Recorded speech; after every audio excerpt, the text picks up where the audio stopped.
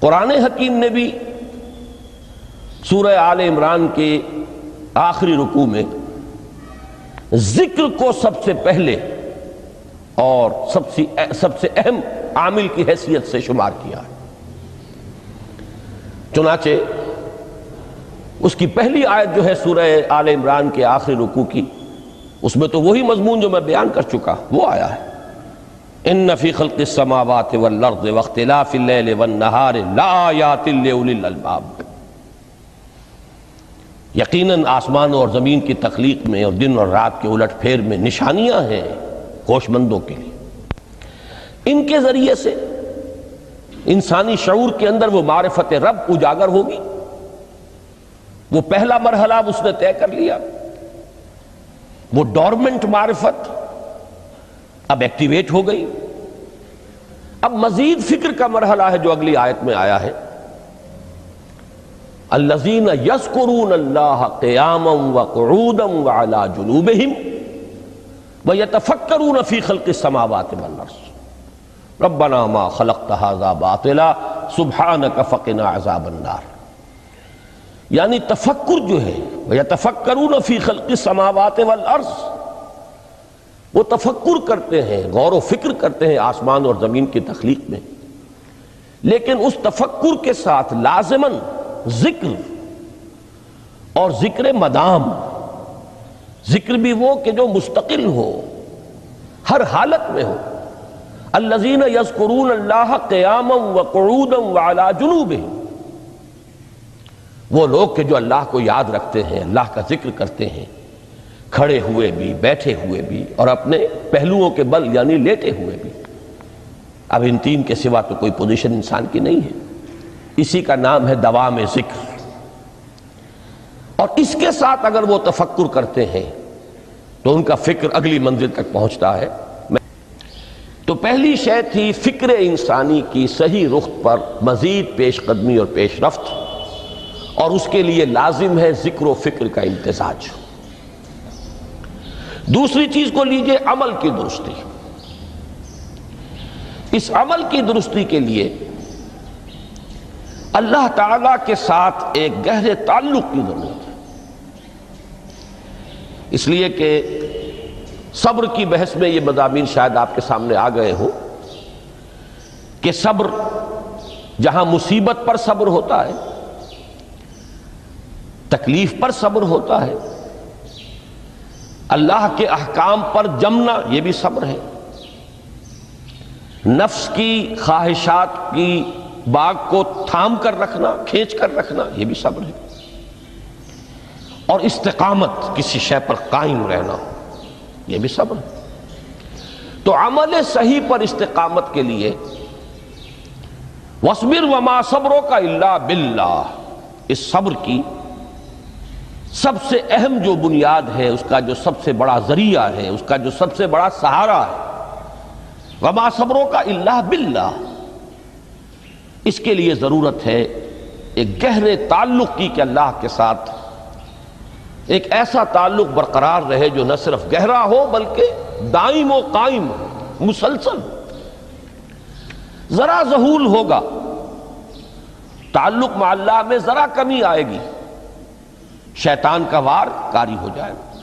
اسی کو حضور نے حدیث میں یوں تعبیر کیا ہے تمثیلاً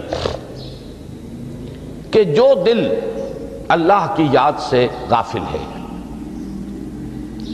اس پر فارسی کا وہ مقولہ بھی ہے کہ خانہ خالی را دیو می گیرت، گھر خالی رہے تو جنات اس پر دیو جو ہے آ کر قبضہ جما لیتے ہیں۔ تو خانہ قلب جو ہے اگر یاد خداوندی سے خالی ہو گیا تو شیطان ابلیس لعین اپنی تھوتنی ٹکا دیتا ہے۔ یہ لفظ آتا ہے سور کے منہ کے لیے تھوتنی، جس طرح اس کا نکلا ہوا سا منہ ہوتا ہے آگے، تو یہ لفظ استعمال کیا گیا کہ وہ اپنی تھوتنی انسان کے دل پر جما کر اور پھوکے مارنی شروع کر دیتا ہے۔ تو شیطان کو موقع ہی تب ملتا ہے جب انسان کے تعلق مع اللہ کے اندر کمی ہو، وہ خانہ بالکل خالی ہو گیا ہو یا اتنا ضعیف ہو گیا ہو کہ کل عدم ہو جائے، گویا کہ نہیں۔ تیسری چیز کی طرف آئیے روحانی ترقی، روحانی ترقی کے لیے میں ایک اصطلاح کے سامنے لا رہا ہوں، اس سے مراد کیا ہے؟ روحانی ترقی کے لیے ہماری دینی اصطلاح ہے تقرب الی اللہ، اللہ سے قریب تر ہوتے چلے جانا۔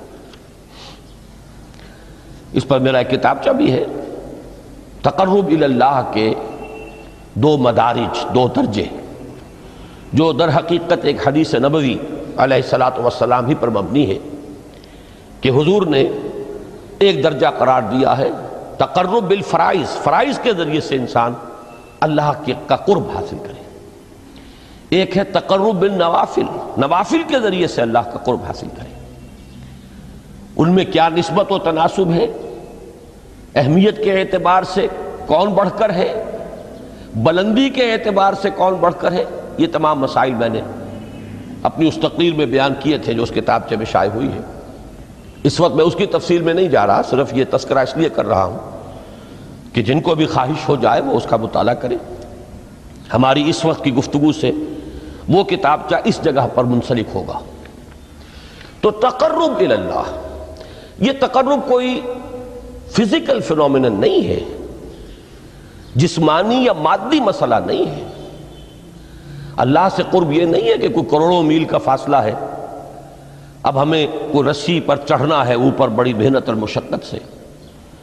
فصل تو ہے ہی نہیں، فاصلہ ہے ہی نہیں، بعد ہے ہی نہیں۔ نحن اقرب الیہ من حبل الورید، ہم تو انسان سے اس کی شہرگ سے بھی زیادہ قریب ہیں۔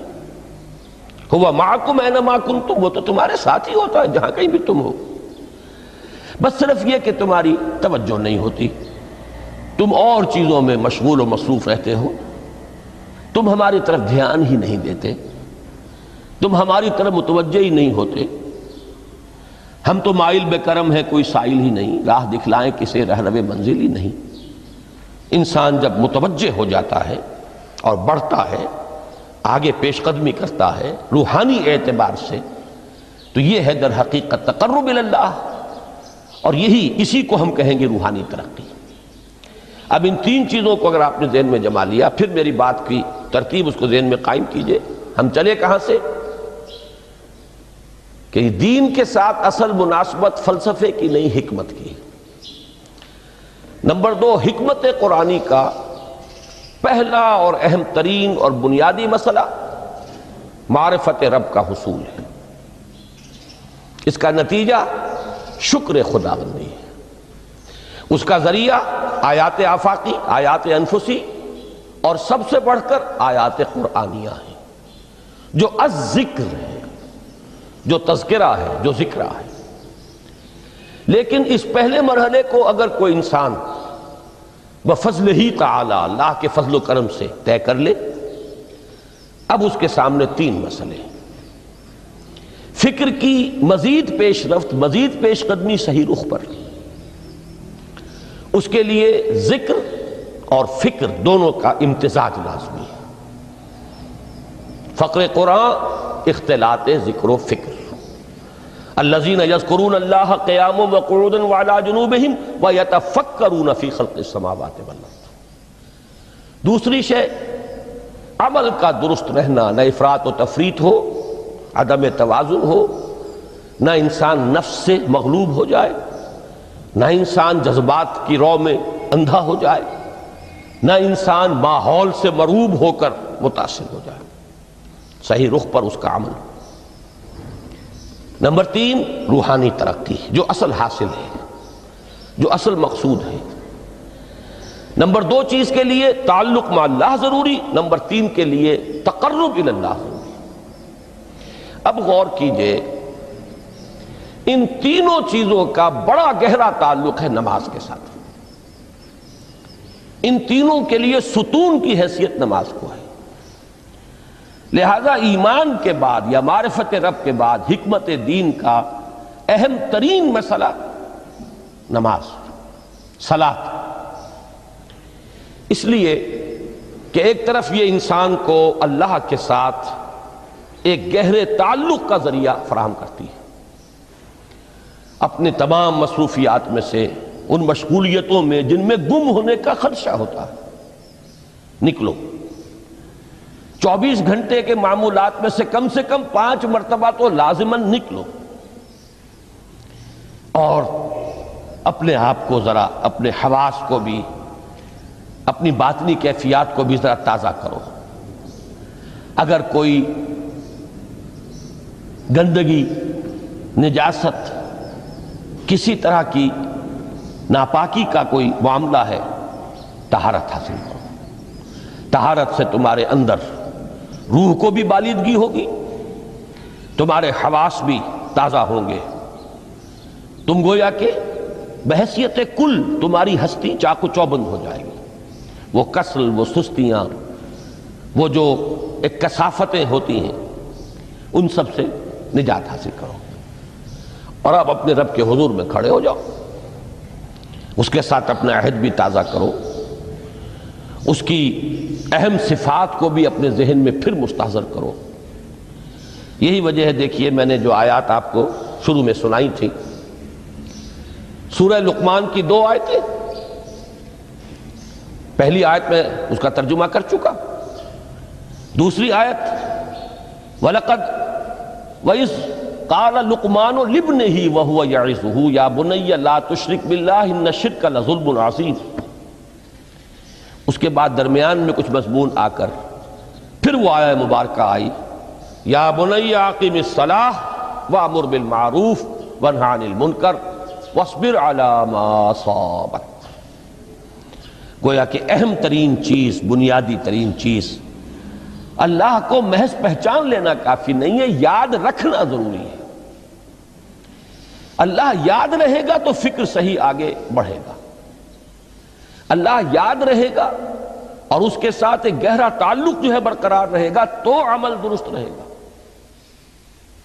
بالکل یہی بات سورہ طٰہٰ میں جو پہلی وحی حضرت موسیٰ علیہ السلام پر ہوئی، اور پہلا مخاطبہ ہے، چونکہ حضرت موسیٰ کو یہ انبیاء کرام کے مقدس گروہ میں ایک امتیازی حیثیت حاصل ہے کہ ان سے براہ راست گفتگو ہوئی ہے، اگرچہ صرف ایک پردہ تھا، اوٹ من ورائے حجاب گفتگو ہوئی ہے، لیکن یہ کہ کوئی فرشتے کا درمیانی جو ہے وہ لنک نہیں تھا، براہ راست اللہ تعالیٰ نے حضرت موسیٰ علیہ السلام سے کلام فرمایا۔ کلم اللہ موسیٰ تکلیما، موسیٰ سے تو اللہ نے کلام فرمایا جیسے کہ کلام کیا جاتا ہے۔ تو پہلا مخاطبہ ہے، یہ پہلا مکالمہ ہے، پہلی وحی کہیے، اسی میں یہ الفاظ بھی موجود ہیں، اننی انا اللہ لا الہ الا انا فاعبدنی واقم الصلاۃ لذکری۔ یہ گویا کہ حکمت قرآنی کا ایک بہت بڑا خزانہ ہے یہ آیت مبارکہ، کہ خود حضرت موسیٰ علیہ السلام کو جو ہدایت دی جا رہی ہے، میں ہوں، میں اللہ، اننی انا اللہ لا الہ الا انا، میرے سوا کوئی معبود نہیں، فاعبدنی، بس میری بندگی، میری عبادت، میری پرستش، میری محبت، اس کو اختیار کرو۔ وَأَقِمِ الصَّلَاةَ لِذِكْرِي، اور نماز کو قائم رکھو میری یاد کے لیے۔ بلکہ اسی سلسلہ کلام میں آگے چل کر سورہ طٰہٰ میں آتا ہے، کافی گفت و شنید کے بعد جب حضرت موسیٰ نے کچھ معذرت بھی کی، کچھ دعائیں بھی کی، اللہ نے ایک دعا قبول بھی کی کہ ان کے بھائی کو بھی شریک کر دیا، حضرت ہارون کو بھی۔ اس کے بعد پھر جب فرمایا کہ اب جاؤ فرعون کی طرف، تو اس میں فرمایا وَلَا تَنِيَا فِي ذِكْرِي، اور دیکھنا یہ جو عظیم مشن تمہارے کندھے پر آ گیا ہے، بڑا بھاری اور کٹھن ایک فرض ہے جو تم پر عائد ہو گیا ہے، اس کے لیے سب سے بڑی تمہارے پاس جو قوت کا ذریعہ ہے وہ نماز ہے۔ اقیم فلا تنیا عن ذکری، میری یاد میں کبھی غفلت نہ کرنا، اس میں کبھی کوئی کمی نہ آنے دینا۔ جیسا کہ میں نے عرض کیا تھا کہ جیسے ہی وہ تعلق جو ہے کمزور پڑتا ہے یا منقطع ہو جائے معاذ اللہ، تو پھر انسان گویا کہ شیطان کے لیے ایک لقمہ تر بن جاتا ہے۔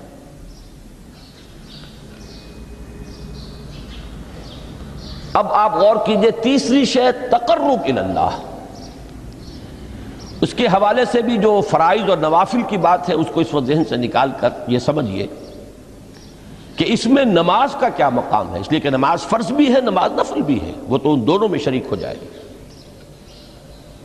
اب اس کو لفظ صلاۃ کے حوالے سے آپ ان دونوں چیزوں کو سمجھیے۔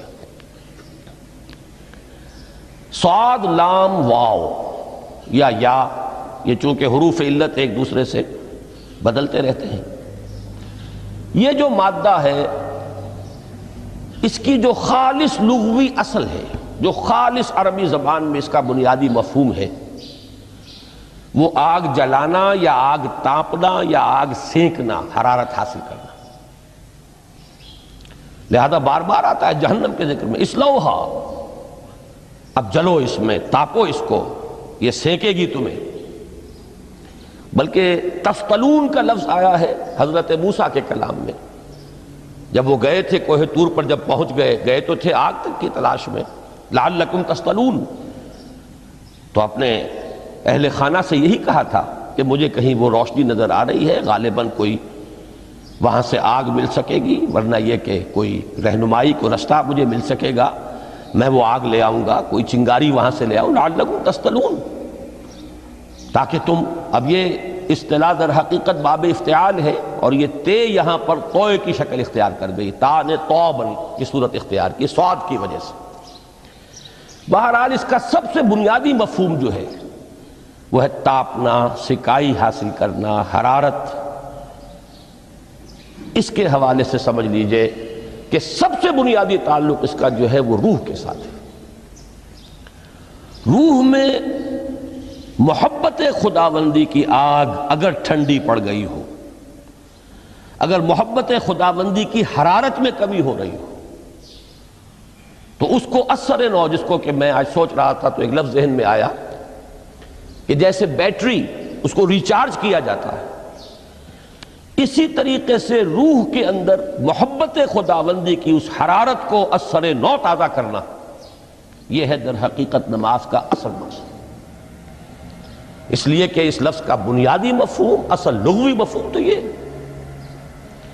اگرچہ اس کا سب سے زیادہ کثرت سے جو استعمال ہوتا ہے، اور لفظ صلاۃ جس سے در حقیقت جس تصور پر مبنی ہے وہ ہے اقدام، کسی کی طرف متوجہ ہونا اور پھر دعا۔ صلاۃ کا سب سے قریبی مفہوم لفظی جب بیان کیا جائے گا، اس سے مراد، اس کے معنی، تو دعا اس میں اہم ترین ہے۔ کسی کی طرف توجہ کرنا، مناجات کرنا، گفتگو کرنا، مخاطبہ، مکالمہ، دعا، یہ در حقیقت صلاۃ کا سب سے بڑا اصطلاحی مفہوم ہے۔ لیکن جو اس کا مادہ ہے، صاد لام واو یا صاد لام یا، اس کا اصل مفہوم جو ہے وہ تاپنا، حرارت حاصل کرنا۔ تو ان دونوں کے حوالے سے عرض کر رہا ہوں، وہ تاپنا اور حرارت حاصل کرنا وہ ہے روح کے اعتبار سے۔ وہ جو کہا اقبال نے کہ بجھی عشق کی آگ اندھیر ہے، مسلمان نہیں راہ کا ڈھیر۔ یہ عشق کی آگ جب بجھ جاتی ہے، در حقیقت یہی تو انسان کی روحانی موت ہے۔ جب یہ نہ رہے تو چاہے منطق میں بہت انسان ماہر ہو، مجھے اقبال کا ایک شعر یاد آیا ہے تقابل کرتے ہوئے، ایک انسان محکوم اور ایک انسان حر، آزاد انسان، ان کی نفسیات میں جو بنیادی فرق علامہ اقبال نے مختلف مواقع پر بیان کیے ہیں۔ محکوم ہے بیگانہ اخلاص و مروت، ہر چند کے منطق کی دلیلوں میں ہے چالاک۔ تو منطق کی دلیلوں میں انسان چالاک ہو جائے اور وہ لغت ہائے حجازی کا وہ ایک خزانہ بن جائے، اسے تمام الفاظ کے معنی یاد ہو، وہ بڑے مسائل فقہ کے اسے ازبر ہو، جزیات، بے انتہا جزیات جو ہیں وہ مستحضر ہو، فلسفے کے بڑے بڑے مسئلے اس نے حل کر لیے ہوں، لیکن اگر روح میں وہ اللہ کی محبت کی آگ نہیں ہے، وہ تپش نہیں ہے، بجھی عشق کی آگ اندھیر ہے، مسلمان نہیں راہ کا ڈھیر۔ اسی کے حوالے سے آج مجھے یاد آیا تھا کہ وہ جو بڑی سادہ سی ایک نظم ہے، اللہ تعالیٰ سے دعا، یا رب دل مسلم کو وہ زندہ تمنا دے، اس میں بھی جو الفاظ آئے ہیں جو روح کو گرما دے اور قلب کو تڑپا دے، یہ ہے اصل جو مقصود ہے نماز کا۔ اور یہی وہ چیز ہے جیسا کہ میں نے عرض کیا تھا کہ نگاہوں سے اوجھل، یہ پہلو سامنے ہے ہی نہیں، دوسرا پہلو سامنے ہے اور وہ بھی میرے نزدیک بہت اہم ہے، بہت بنیادی ہے، اس میں کوئی شک نہیں، لیکن یہ ہے بلند ترین منزل کہ تقرب الی اللہ، اس کے لیے در حقیقت یہ کس لیے درکار ہے؟ روح کے اندر عشق کی حرارت اور گرمی تازہ ہو جائے۔ بسا اوقات یہ اندر دب جاتی ہے، جیسے انگارہ ہوتا ہے آگ کا، اس کے اوپر خاک اور راکھ آ جاتی ہے، اندر کچھ ہوتی ہے، آگ دبی ہوئی سمجھ، آگ بجھی ہوئی نہ جان، اس دبی ہوئی آگ کو پھر ایک شعلہ بنانا، پھر اس کے اندر ایک حیات تازہ پیدا کرنا، یہ ہے نماز کا اہم ترین اور بلند ترین مقصد۔ لیکن اس کے ساتھ ہی اس نماز میں ذکر ہونا، اس کا یہ ذکر ہے، اور ذکر کی جب میں فہرست بیان کیا کرتا ہوں بہت سے حضرات کے سامنے ہوگا کہ ذکر کا در حقیقت مفہوم ہے استحضار اللہ فی القلب۔ ہمارے ہاں غلطی سے جو ذرائع ذکر ہیں انہیں ذکر قرار دے دیا گیا ہے۔ نماز ذکر نہیں ہے، نماز ذکر کا ذریعہ ہے۔ اقیم الصلاۃ لذکری، نماز قائم کرو میرے ذکر کے لیے۔ یہ اللہ اللہ کہنا یا ادعیہ معصورہ جو حضور صلی اللہ علیہ وسلم کی مسنون دعائیں ہیں، انہیں اپنے تمام معمولات دنیاوی کے ساتھ ساتھ ان دعاؤں کو بھی انسان پڑھتا رہے، اللہ سے دعا کرتا رہے، یہ تمام ذرائع ذکر ہیں۔ سبحان اللہ سبحان اللہ الحمدللہ الحمدللہ، اس کا آپ ورد کیجئے، یہ بھی ذریعہ ذکر ہے۔ حقیقت میں ذکر ہے استحضار اللہ فی القلب، اللہ کو دل میں لے آنا، اللہ کو دل میں حاضر کر لینا، اصل میں تو ترجمہ ہوگا، لیکن حاضر جاننا، یہ کیفیت جو ہے انسان کو حاصل ہو جائے۔ اب اس کے حوالے سے ذرا بات سمجھیے کہ ایک تو میں عرض کر چکا ہوں مجسم ذکر تو قرآن ہے، لہذا ذکر کی فہرست جب آپ کریں گے ذرائع ذکر تو ان میں سب سے پہلے قرآن آئے گا، اس لیے کہ وہ ہماری حکمت کے پہلے مسئلے کو حل کر رہا ہے، بنیادی مسئلہ، اہم ترین مسئلہ۔ دوسرے نمبر پر ذکر جو ہے، اب اس کے لیے کچھ اصطلاحات جو میرے مختلف دروس میں شاید آپ کے سامنے بعد میں آئیں یا پہلی آ چکی ہوں، ان کے حوالے سے میری بات سمجھیے۔ ایک ذکر غیابی ہے، تھرڈ پرسن میں، صیغہ غائب میں اللہ کی یاد کرنا، اللہ اکبر اللہ اکبر اللہ اکبر۔ ابھی اللہ اکبر جو ہے یہ جملہ اسمیہ خبریہ ہے، ایک حقیقت کی تکرار آپ کر رہے ہیں، اللہ سب سے بڑا ہے، اللہ سب سے بڑا ہے، سبحان اللہ سبحان اللہ سبحان اللہ۔ یہ در حقیقت ذکر غیابی ہے کہ آپ اس میں مخاطب نہیں ہیں اللہ سے، ایک ذکر خطابی کہیں یا ذکر حضوری کہیں، جس میں مکالمہ ہوتا ہے، جس میں گفتگو ہوتی ہے۔ تو نماز در حقیقت ذکر حضوری اور ذکر خطابی کی بلند ترین شکل ہے۔ اس لیے میں نے عرض کیا تھا کہ نماز کے لفظ یا صلاۃ کے لفظ، یہ اصطلاحی معنی جو اکثر و بیشتر کیے جاتے ہیں وہ ہے دعا، اور دعا میں ہوتا کیا ہے؟ مکالمہ ہے، مخاطب، اے اللہ، اے میرے رب، اے پروردگار۔ پھر یہ کہ اس میں اقدام اور کسی کی طرف متوجہ ہونا، یہی وجہ ہے کہ افتتاح صلاۃ، نماز کو شروع کرنے کے لیے ایک تو وہ الفاظ جو قرآن مجید میں آئے ہیں، انی وجہت وجہی للذی فطر السماوات والارض حنیفا وما انا من المشرکین، یہ ہے توجہ کا ارتکاز،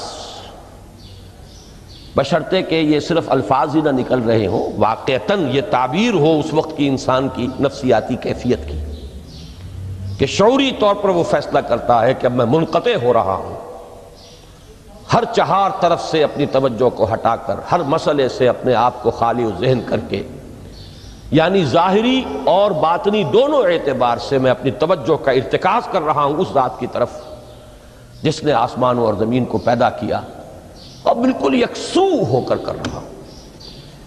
انی وجہت وجہی للذی فطر السماوات والارض حنیفا وما انا من المشرکین۔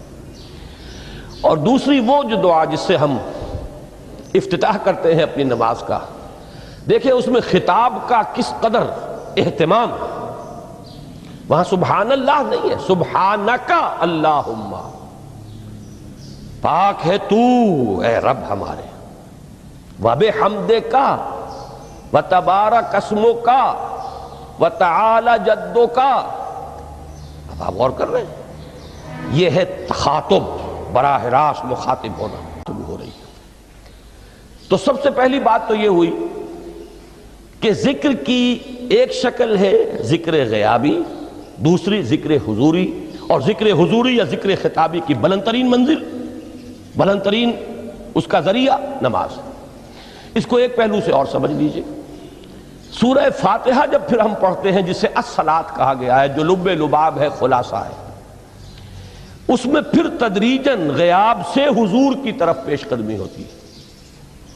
الحمدللہ رب العالمین الرحمن الرحیم مالک یوم الدین، یہ ذکر غیابی ہے، اس میں ابھی خطاب نہیں آیا، یہ وہی جملہ اسمیہ ہے۔ کل تعریف اس اللہ کے لیے ہے جو تمام جہانوں کا پروردگار ہے، مالک ہے، جو رحمان ہے، رحیم ہے، جزا و سزا کے دن کا مختار و مالک ہے۔ اب یہ غیاب سے حضور کی طرف، ایاک نعبد و ایاک نستعین اہدنا الصراط المستقیم، یہ ہے وہ۔ اب پہلے ایک معاہدہ ہے، ایک اقرار ہے، اعتراف ہے، وعدہ ہے، اور پھر دعا ہے، استدعا ہے کہ حضور نے فرمایا، یقول اللہ تعالی، اللہ یہ فرماتا ہے، اسی لیے اس کو حدیث قدسی کہیں گے۔ قسمت الصلاۃ بینی و بین عبدی نصفین، میں نے نماز کو اپنے اور اپنے بندے کے مابین آدھا آدھا تقسیم کر دیا ہے۔ اب یہاں تک تو جملہ ہے اللہ کا، یہ ہے حدیث قدسی۔ اب آگے جو ہے نریشن اس کی جو ہے حضور صلی اللہ علیہ وسلم کی جانب سے ہے، یعنی خبر دے رہے ہیں وہ اللہ کی طرف سے ہی۔ ویسے تو تمام احادیث ہی گویا کہ ہم سمجھتے ہیں انسپائرڈ تو اللہ کی طرف سے ہی ہے، لیکن یہ کہ جہاں صراحت ہو کہ اللہ کہتا ہے وہ حدیث قدسی ہے۔ تو یقول اللہ تعالی قسمت الصلاۃ بینی و بین عبدی نصفین، یہاں تک تو حدیث قدسی ہے۔ اب دوسری عام حدیث ہے، اذا قال العبد الحمد للہ رب العالمین یقول اللہ تعالی حمدنی عبدی، جب بندہ کہتا ہے الحمدللہ رب العالمین، پروردگار کہتا ہے میرے بندے نے میری حمد کی۔ جب بندہ کہتا ہے الرحمن الرحیم، پروردگار فرماتا ہے اثنا علی عبدی، میرے بندے نے میری ثنا کی، بڑی تعریف کی۔ جب بندہ کہتا ہے مالک یوم الدین، اللہ فرماتا ہے مجدنی عبدی، میرے بندے نے میری بڑی بزرگی بیان کی ہے، تمجید کی ہے۔ پھر جب بندہ کہتا ہے ایاک نعبد و ایاک نستعین، اللہ فرماتا ہے ھذا ما بینی و بین عبدی ولعبدی ما سأل، یہ ہے میرے اور میرے بندے کے درمیان۔ یہ تو معاہدہ ہے نا، معاہدے میں تو دو فریق جکڑے جاتے ہیں، بند جاتے ہیں، یہ میرے اور میرے بندے کے درمیان ہے، اور میرے بندے نے جو طلب کیا میں نے دیا، اس لیے کہ اس میں طلب بھی تو ہے، ایاک نستعین، تیری مدد چاہتے ہیں، یہ طلب ہے۔ اسی کی شرح ہے جو اب آخری 3 آیتیں ہیں، پروردگار ہم تیری مدد چاہتے ہیں، پروردگار ہم تیری ہی بندگی کرتے ہیں اور کریں گے، اور تیری ہی مدد چاہتے ہیں، چاہیں گے۔ اگر حال میں اس کا ترجمہ کریں گے زمانہ حال کے اعتبار سے، اس لیے کہ فعل مضارع میں تو دونوں موجود ہیں، شامل ہیں، تو یہ ایک اعتراف ہے، اظہار حال ہے۔ اللہ کرے کہ وہ واقعتاً صحیح اظہار حال ہو، ہم واقعی اللہ کی بندگی کرتے ہوئے یہ کہیں کہ ایاک نعبد، ورنہ اگر ہماری اصل صورتحال سے وہ مطابقت نہ رکھتا ہو تو پھر تو ایک طرح کا جھوٹ ہو جائے گا، غلط بیانی ہو جائے گی۔ ایاک نعبد، تیری ہی بندگی کرتے ہیں، اور مستقبل میں کیجئے، کریں گے، یہ ہے عہد، تیری ہی مدد چاہتے ہیں، تجھی سے مدد طلب کرتے ہیں، تجھی سے مدد چاہتے رہیں گے۔ اس کے لیے فرمایا وَلِعَبْدِ مَا سَأَلَ، اور پھر اس کے بعد وہ استدعا ہے اهدنا الصراط المستقیم صراط الذین انعمت علیہم غیر المغضوب علیہم ولا الضالین۔ اس حدیث میں اس کو ایک ہی جملے کو لیا گیا ہے، ایک ہی جملے کی حیثیت سے۔ جب بندہ یہ کہتا ہے تو اللہ فرماتا ہے ھذا لعبدی ولعبدی ما سأل، یہ خالص میرے بندے کے لیے ہے، اس بندے نے ایک درخواست پیش کی ہے اور میں نے گرانٹ کی، وہ اپلیکیشن، وہ ریکویسٹ گرانٹڈ ہم نے دے دی، ولعبدی ما سأل۔ یہ ہے اس کی تاثیر کا عالم، بشرطے کے معاملہ وہ شعور کے ساتھ، بشرطے کے مطابقت ہو ظاہر اور باطن کی، بشرطے کے مطابقت ہو قول اور فعل کی، تو اس کا اتنا اونچا مقام ہے کہ ایک ایک جملہ ادھر ادا ہوا، ادھر اللہ کی طرف سے ریسپانس مل رہی ہے۔ افلاک سے آتا ہے نالوں کا جواب آخر، اٹھتے ہیں حجاب آخر، کرتے ہیں خطاب آخر۔ حال دل کس کو سنائے